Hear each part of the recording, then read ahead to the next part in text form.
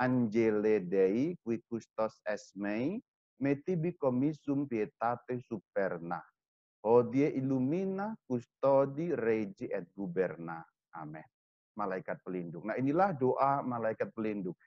Ajaran gereja mengenai malaikat pelindung itu nggak banyak sebenarnya. Hanya satu poin.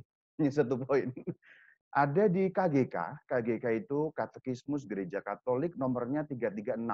Saya mau baca panjangnya dulu deh. Sejak masa anak-anak sampai pada kematiannya, malaikat-malaikat mengelilingi kehidupan manusia dengan perlindungan dan doa permohonan. Seorang malaikat mendampingi setiap orang beriman sebagai pelindung dan gembala, supaya mengantarnya kepada kehidupan. Sejak di dunia ini dalam iman, kehidupan Kristen mengambil bagian di dalam kebahagiaan persekutuan para malaikat dan manusia yang bersatu dengan Allah. Nah, itu rumusan panjangnya. Yuk kita lihat keterangannya. Sejak masa anak-anak sampai pada kematiannya. Ini mengenai durasi waktu perlindungan malaikat. Cuman masalahnya adalah terjemahan di dalam bahasa Indonesia nggak terlalu akurat. Karena terjemahannya itu masa anak-anak. Jadi kalau masa anak-anak itu kayaknya kan dari balita gitu ya, kira-kira begitu.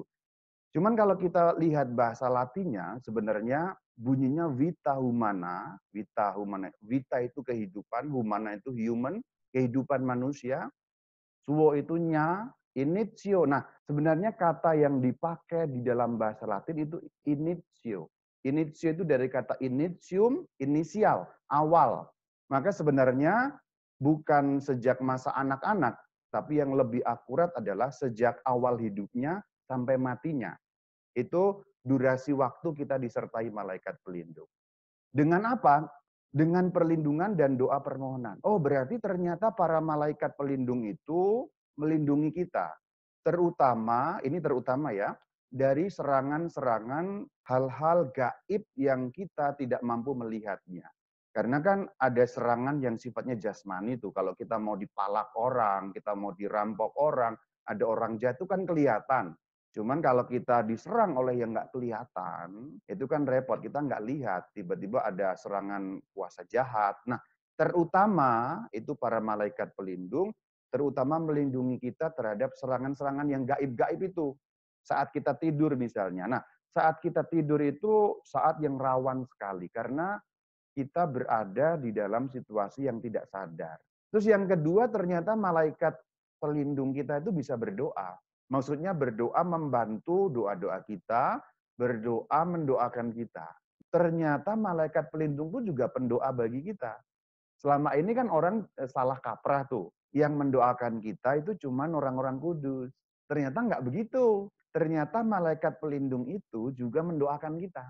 Jadi sebenarnya kita udah punya pendoa Santo Santa, udah gitu masing-masing dari malaikat itu juga mendoakan orang yang dilindunginya. Terus ini menarik nih. Kadang-kadang orang pengen tahu sebenarnya kita punya berapa sih? Gereja udah jelas ngajarin sebenarnya. Dalam KGK 336 itu jelas dibilang bahwa seorang malaikat mendampingi setiap orang beriman. Tuh, saya kutip bahasa Latinnya biar kita tahu terjemahan akurat atau enggak. Terus bahasa Inggrisnya itu CCC ya. Itu kan dikatakan each believer stands an angel. An angel itu kan satu malaikat. Kalau kita lihat di dalam bahasa Latinnya itu juga memang satu. Unicuque ya, unicuque fidelium ad sit angelus. Setiap satu masing-masing gitulah. Masing-masing itu berarti satu persatu, gampangnya satu orang jatahnya satu malaikat gitu. Terus keterangan yang diberikan di sini adalah orang beriman ternyata. Itu Inggrisnya kan believer ya, believer. Terus Latinnya itu fidelium. Fidelium itu orang beriman. Yang paling penting adalah intinya adalah kalau kita orang beriman, kita orang Katolik, kita punya malaikat pelindung. Nah gitu. Kalau urusan orang lain yang bukan Katolik, bukan Kristen punya atau enggak, itu biarinlah para teolog yang membicarakannya. Selanjutnya kita lihat, ternyata malaikat pelindung selain mendoakan kita, juga menjadi gembala bagi kita. Nah inilah beberapa hal yang terkait dengan malaikat. Jadi sudah satu-satu, itu sebagai pelindung dan sebagai gembala. Tujuannya apa sih? Dari kata supaya itu tujuannya. Nganterin. Jadi nganterin kita. Supaya begitu lahir kita itu pulangnya kepada Tuhan. Maka dikatakan mengantar kepada kehidupan. Yang dimaksud mengantar kepada kehidupan itu ya enggak lain dan enggak bukan adalah kembali kepada Allah Bapa, Allah Tritunggal. Berarti kembali ke surga, gampangnya begitu. Jadi menjamin perjalanan kita itu enggak menyasar kemana-mana gitu. Enggak tersesat, tapi kembali ke Allah Bapa. Maka yang kedua saya mau bilang mengenai dasar Alkitabiah. Jadi maksudnya tadi kenapa di KGK 336 Gereja Katolik bisa bilang kayak gitu tuh ngarang apa gimana? Kagak ngarang, Bro. Kita lihat nih. Matius 18 ayat 10 jelas banget nih. Ini perkataan Sang Kristus nih, junjungan kita nih. Bunyinya begini. Ingatlah jangan menganggap rendah salah seorang dari anak-anak kecil ini. Karena aku, Yesus, berkata kepadamu, ada malaikat mereka di surga yang selalu memandang wajah Bapakku yang di surga. Jadi bicara mengenai anak-anak kecil kan. Terus setelah itu bicara mengenai malaikat mereka. Malaikatnya siapa? Yang dimaksud malaikatnya anak-anak kecil tadi. Nah itu yang dimaksud. Ayat ini jelas. Ini nggak usah pakai tafsiran lah ini. Ini nggak usah pakai debat, nggak usah pakai tafsiran. Begitu jelas ayat dalam Alkitab yang menyatakan bahwa ajaran Katolik mengenai malaikat pelindung jelas dan biblis, biblical. Biblical itu maksudnya Alkitabiah. Sesuai dengan Alkitab, ada landasannya, ada dasarnya dalam Alkitab. Ayat yang berikutnya ada dalam Injil Lukas. Tadi kan dibilang di KGK kan, dari awal hidup sampai obitum. Obitum itu mati. Kita lihat. Nah ini matinya sekarang nih. Lukas 16:22. Kemudian matilah orang miskin itu lalu dibawa oleh malaikat-malaikat ke pangkuan Abraham. Terus Mazmur 34 ayat 8. Malaikat Tuhan berkemah di sekeliling orang-orang yang takut akan Dia. Takut akan Dia maksudnya kan orang-orang beriman. Jadi ini jelas banget Mazmur dari Perjanjian Lama. Ini juga nih Mazmur 91 ayat 11. Sebab malaikat-malaikatnya akan diperintahkannya kepadamu untuk menjaga engkau di segala jalanmu. Menjaga, melindungi, malaikat pelindung, guardian angel. Nah, jelas. Terus ini kitab Tobit juga. Tadi kan KGK bilang bahwa malaikat berdoa kan, berarti kan menyampaikan doa kan. Ini ada ayatnya, Tobit 12:12. Referensinya juga ada di 12 ayat 15. Makanya ketika engkau, nah yang dimaksud engkau ini kan Tobias, anaknya Tobit.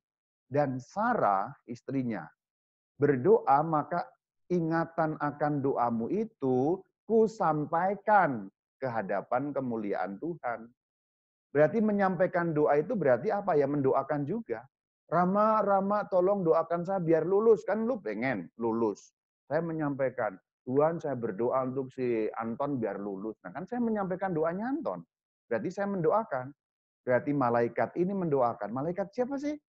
Dalam ayat 15 jelas, aku ini Rafael. Satu dari ketujuh malaikat. Berarti malaikat juga berdoa buat kita. Ini juga jelas dalam Ayub 33:23. Jika di sampingnya ada malaikat untuk menyatakan jalan yang benar, maka ia akan mengasihaninya. Ia itu Allah. Jadi kalau ada malaikat dalam arti itu membantu orang itu, maka Allah kemudian mengasihani. Berarti maksudnya malaikat itu membantu mendapatkan belas kasih Allah. Membantu orang.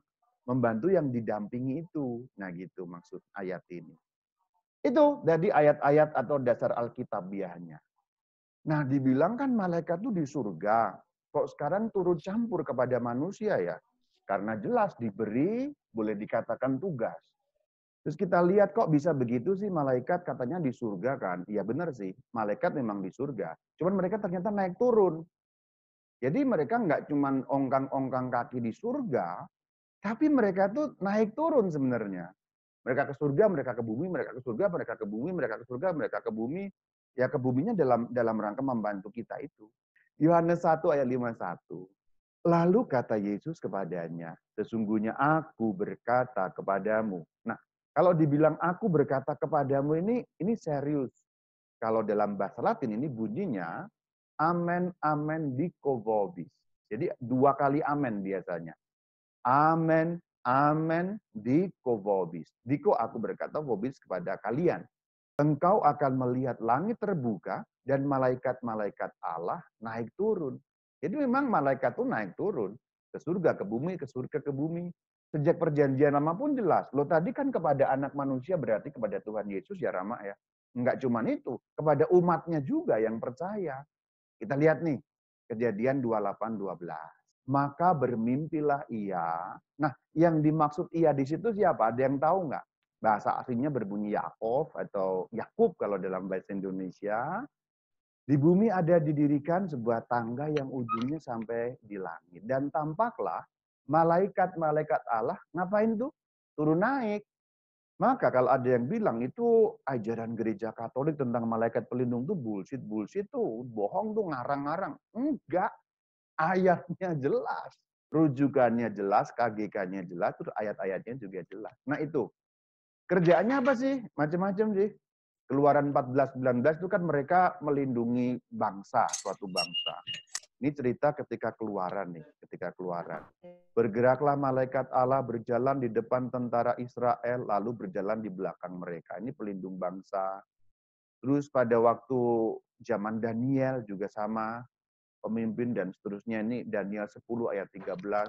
Tapi kemudian Mikael, nah malah ketuanya sendiri yang membantu nih, datang menolong aku. Ini Santo Mikael, malaikat agung maksudnya. Terus pelindung wilayah di Makedonia, sampai minta kepada Rasul Paulus, tolong dong kemari, tolong kami. Supaya orang-orang Makedonia mendapat keselamatan dari pewartaan Rasul Paulus. Ini yang bilang malaikatnya. Jadi kata-kata dalam Kisah Rasul 16 ayat 9, ada seorang Makedonia, itu penglihatan loh, berarti bukan manusia. Lihat, pada malam hari tampaklah oleh Paulus suatu penglihatan, visio dalam bahasa Latin. Penglihatan, berarti bukan harafiah. Maka ada seorang Makedonia, itu malaikat.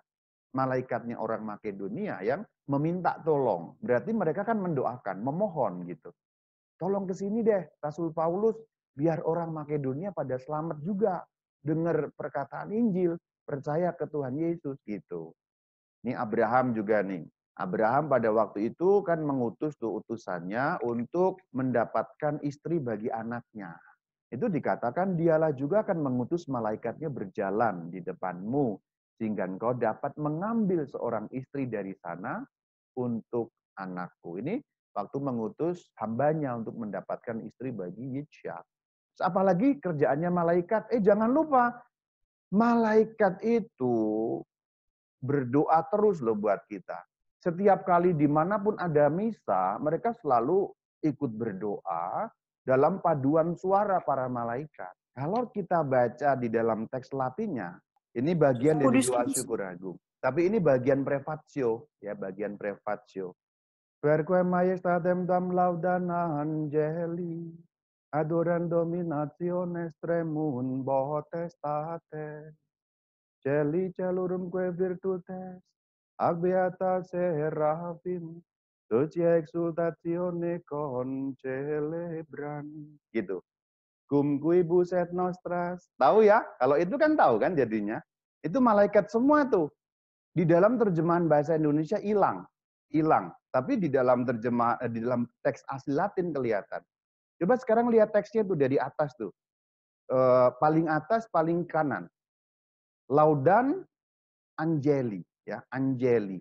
Angeli itu berarti bentuk pluralis, berarti banyak. Kalau satu Angelus, kalau banyak Angeli. Maka kata kerjanya laudan. Laudan itu memuji. Para malaikat memuji. Terus adoran. Nah, kalau akhirnya ant itu berarti banyak. Kalau akhirnya at itu cuma satu. Laudan Angeli, kalau Angelus laudat, laudat Angelus. Tapi ini berarti banyak. Terus yang berikutnya adoran. Dominationes itu nama satu golongan malaikat. Jadi ada angelus, dominationes, ada potestates. Selanjutnya itu kan tremun potestates. Terus ada virtutes, ada seraphim. Nah, jadi malaikat itu banyak, ada hierarkinya.